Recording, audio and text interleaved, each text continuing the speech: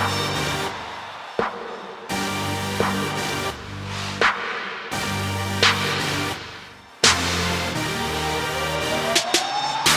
North American Caribbean Training Method was started earlier this year in 2020. And the purpose of the program is to give Caribbean coaches in the United States and Canada an opportunity to come together, train, and work with players. We are going to spread this throughout the United States. This has been a dream of coaches of Caribbean descent in America for a very, very long time. And we have now to work and to get these kids to a different level.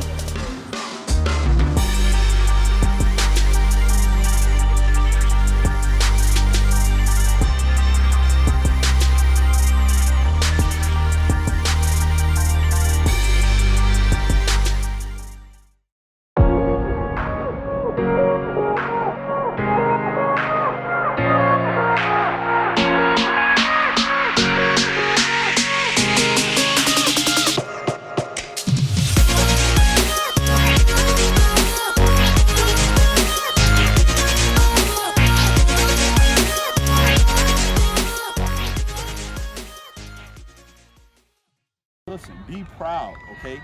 Be proud, right? When we go to indoor, you go to work. We work on our foot, we work on all of that, okay? You guys did an excellent job. I was very proud to coach and be here and spend time with you guys, all right? I can't wait. We got so much potential, right?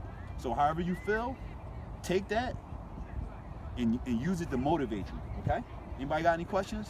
Good morning, everybody, and welcome to another edition of the Black Soccer Membership Association podcast. I'm your host, Justin Reed, and I've got a special guest today that I will introduce to everyone shortly. But before we get started, if everyone can just press the like button, you can press the subscribe button and the notification button here on YouTube. It'll help us to keep our podcast rolling. As you know, this is a platform for Black soccer coaches, Black soccer players, Black soccer referees, and administrators. So we're looking forward to having a special guest today, Curt De Veaux, and he is based out of Philadelphia. And Curt currently operates the United Soccer Association, right, Curt? Do you mind just? It's United Philly Soccer. Right. Okay. So United Philly Soccer. So Curt, I know that you have been a part of the organization for what? For about 4 years now? Yeah. So we officially started the organization about 4 years ago. We had an unofficial working relationship, and basically, some of the smaller inner city clubs realized that we were having the same problems around player retention, access to quality facilities, access to quality coaches, being able to attract quality coaches. And we just kind of realized that we are, in fact, stronger together. So we... sorry, go ahead. No, I was going to ask you, so the community you serve, are you serving outside of Philly, or are you serving the inner cities? So we are So a lot of times, if you're from a major city and somebody says that, I'm from that city, they're like kind of from like the suburbs or somewhere close to that city. We are actually a Philadelphia-based organization. So we are actually in the city. We actually work with players in the city. We train in the city. And we try to support city leagues as much as possible. That's not always possible, but we definitely try to support city leagues as much as possible. So what age groups are you guys currently working with in the program? So United Philly Soccer only has age group. We start at U13. So at U13, they go 11v11. We focus on that transition point.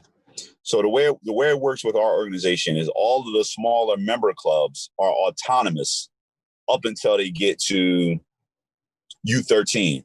So at U13, we all come together and we pull our players and we make teams based on the amount of players, the skill level. So that way, if you got a small club and you got 11 players, and you're trying to go to 11v11, you just understand how tough that could be, how taxing that could be. So with this larger player pool, we are able to allow more kids to play and have access and continue playing the game. So in terms of how you got involved with the game, I know that you mentioned it was through your children, correct? Right. Yeah. Right. So, I mean, what kind of led you to continue to stay involved in the sport? That's how I fell in love with it. I never played. I wish I did now. I never played, but I just really the strategy of the game, the amount of athleticism just is so I was just really attracted to it. My kid, I have 5 kids. They all have played, and 3 of the 5 are currently still playing. So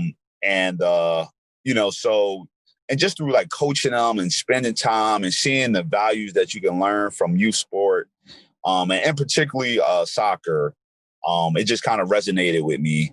And I think that, and then, when you see the world stage and you see how, everybody in every country loves this game. And, I started to see why. And so then I started to think, why isn't this game being introduced to African-American kids in the inner city?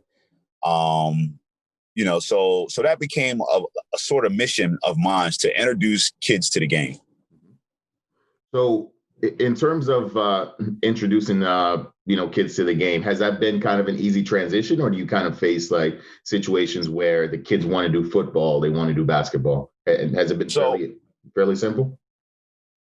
It's been so one of the things that this is kind of this is almost like a philosophy of mine when it comes to soccer and American kids, is that you have to really kind of urbanize, or you have to really understand the position that soccer has in America. I do believe that it can and will be a primary sport. But if I have to make a kid choose between, let's say, basketball and coming to soccer practice, a lot of times soccer is going to lose out just because of the familiarity of it, or the lack of familiarity, even with the parents. So what I found is that if you introduce kids, in particular African-American kids, to the game early, you show them players that look like them doing things that they're familiar with. So when I'm, when you watching, a player, do a crossover, when you're watching Pogba do a ridiculous pass or shot, it's very similar. It's things that they can relate to. Right. Correct. So I started off showing them highlight film of Black players. And when I did that, you get them in a room and they're like, ooh, you hear the oohs and the ahs. Right. One of the other things that we use to really like get the parents to buy in and stuff like that is futsal.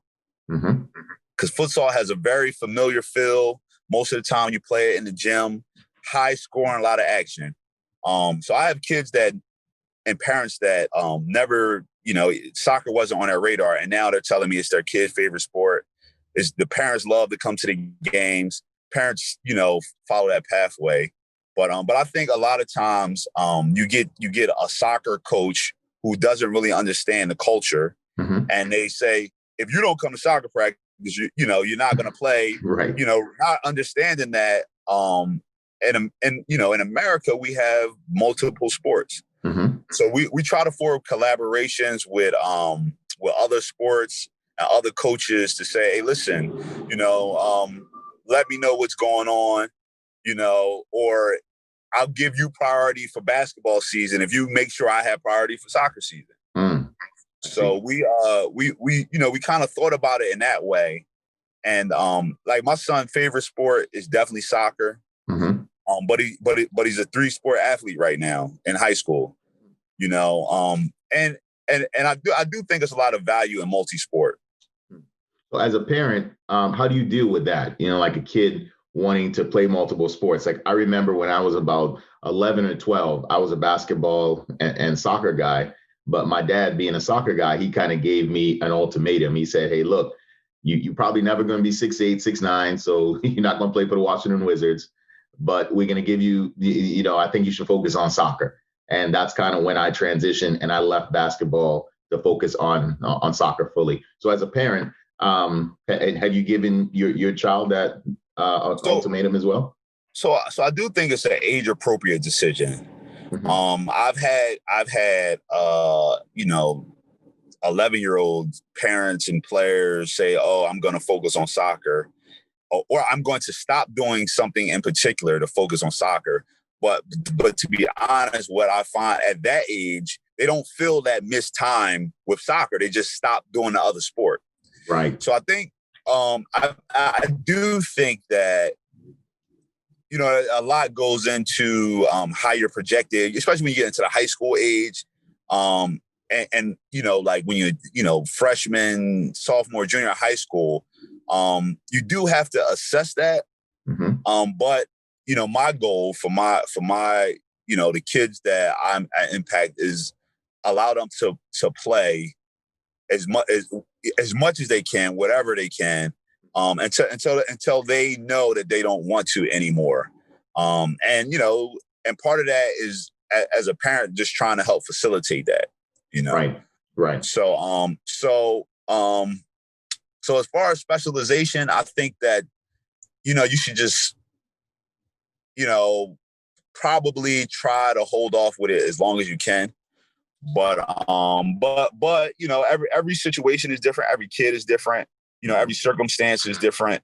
And I think it really goes into being honest about where you project and what level of soccer you project to play. Mm-hmm. That's a good point. And I would say, for a lot of parents, because I know we have parents in our association who reach out to us in our association with that dilemma. They want us to sometimes talk to the kids and maybe try to encourage them to sway towards soccer. But I usually tell the parent, hey, look, let the child make the decision. The child is going to follow his dream or her dream and the passion and so forth.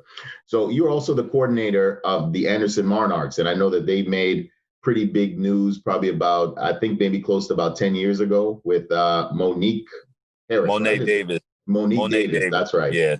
Yeah. So do you mind telling us a little bit about how that was? I mean, she made national news. The Anderson Monarchs made national news. So for all the credit for the Anderson Monarchs and all their success, and Monet Davis goes to the founder and president, Steve Bandor. Mm-hmm. So I joined the organization probably about 8-9 years ago, and and it's just it's a holistic organization that focuses on the whole kid. And Monet Davis is a kid that Steve Bandor, kind of adopted at a very early age and just saw so much potential. He was able to connect with Monet and, give her access to, you there, Justin? Yeah, I'm here. Yep. Okay. Yeah. He was able to connect with Monet and give her access to, just some of the best education, some of the best training, and, just some of the best character development, because that's what the program is really about. Mm-hmm. And she excelled. So it was a very fun time. It was it like literally happened overnight. Yeah. And the funniest thing is that that's what we've been seeing from Monet from the time I've been around. Mm-hmm. Her just excelling, her just having a great character and stuff like that. So it was literally though, it was like one day, then everything is normal, and then Spike Lee is at our field. ESPN wants to give us interviews, and it's crowds of people following around. So so I do think though that she handled it extremely well. Yeah. Believe it or not, mm-hmm. Monet was a great soccer player. Really? And I had a conversation with her, and she said to me, I wish I would have focused on soccer a little bit more. That's interesting because I know she played soccer for the Anderson Monarchs in their program. Oh, she did. Okay, and she ended up going to Hampton University, I think, right? And playing playing softball there. Yeah, she plays softball right now at Hampton University, which is just such a great fit for her. Nice. Okay. Well, that transitions us into the project that you're working on right now. I know later this year, I believe you started a project on an indoor facility. And then next year, I believe it's going to be completed, early 2021. Do you mind just telling us a little bit about that project and who it will serve? Yeah, so the project that I started is called City Athletics, and basically it just came out of just being about youth sports, understanding that we that we don't have access to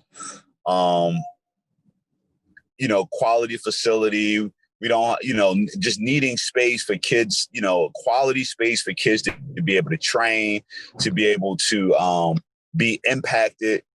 So the space is about 5,600 square feet. So City Athletics is a project that I started just being involved in youth sports and understanding just the lack of resources, the lack of facility, the lack of quality programming. So we went looking to really figure out how to solve this problem.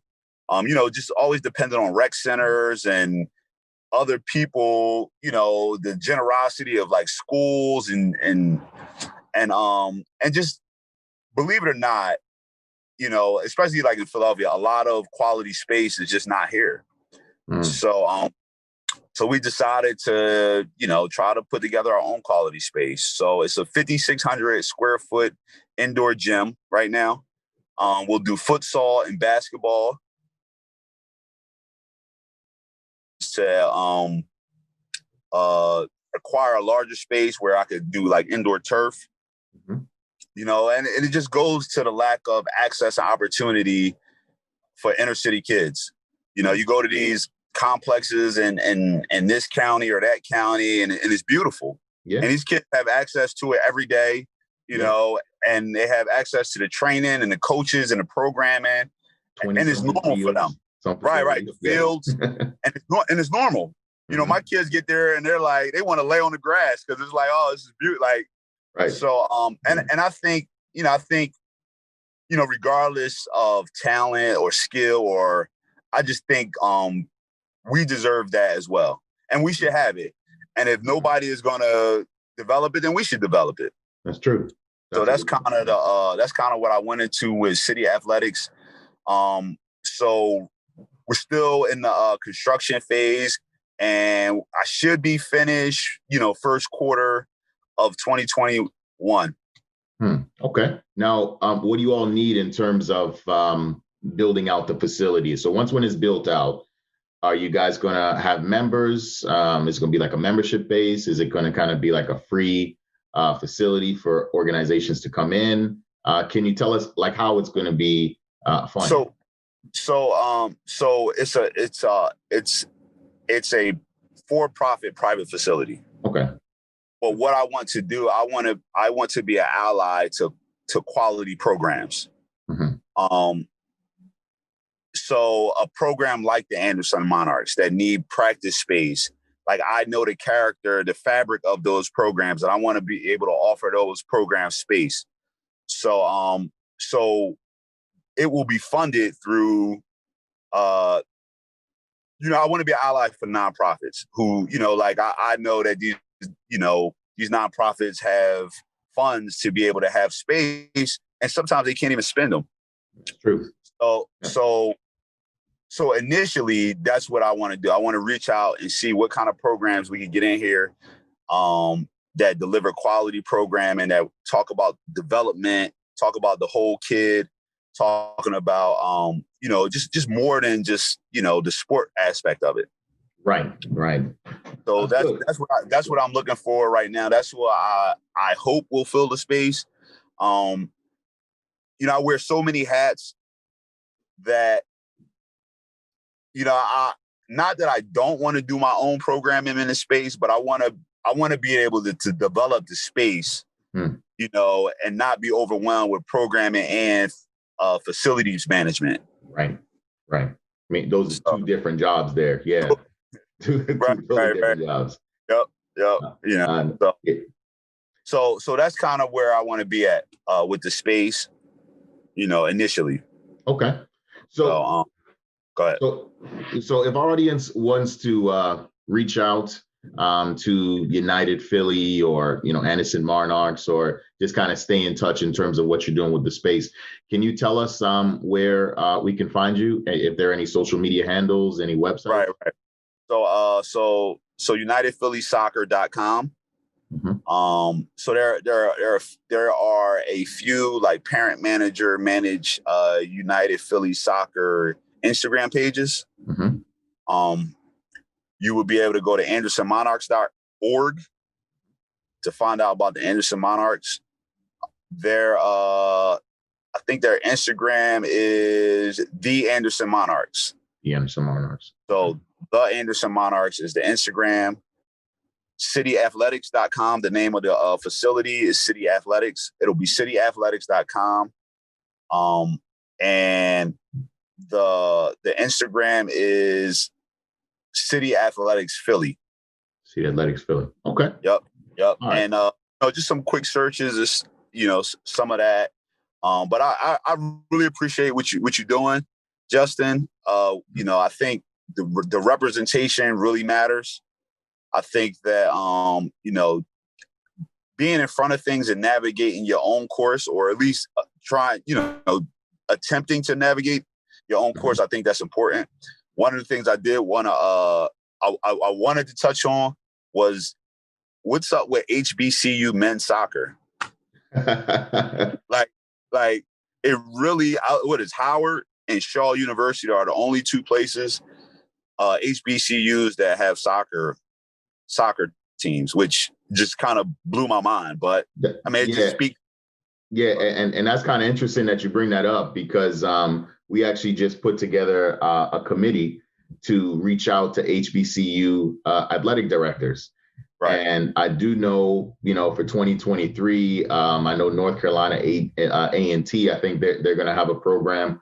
Awesome. I think by about 2023, you may see about 5 to 6 new soccer programs. And I think that is critical, because we did a study, matter of fact. So there's 160 potential HBCU men's and women's programs, of which only 39 have programs. Wow. So that's only 25%. Wow. Right.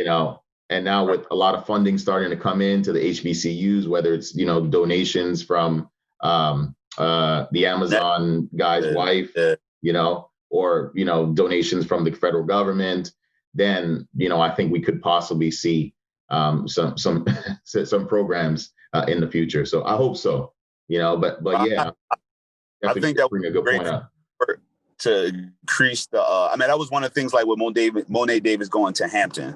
Mm-hmm. So the about on the team that she played on, that everybody knew about, that group of kids, I think about 6 or 7 kids from that group, we were able to, from the Anderson Monarchs perspective, we were able to place 6 or 7 of them at HBCUs. This was for baseball, but we would like to have those same relationships with soccer as well. Right. Okay. Yeah, and I think, that's something that we can talk about off the record, right? And just kind of see how we can coordinate it. But yeah, it's definitely a big need. Like you see Deion Sanders down right down in Mississippi, and what I just heard yesterday is that he's getting a lot of 4 to 5 star recruits now to come on over to the team. So that's a big jump, and I think we need some of our Black soccer players who are looking at only University of Maryland or University of North Carolina making that jump now to HBCUs, because it's going to make the program stronger. Absolutely. Yeah. So all right, Curt, thanks for no problem, man. It anytime. No problem, man. All right, thanks for coming on to the show, and we want to definitely have you back again as the project that you're working on continues to evolve. All right. Keep you updated, man. All right, absolutely. All right, Curt. Thanks. Give a good rest of the day.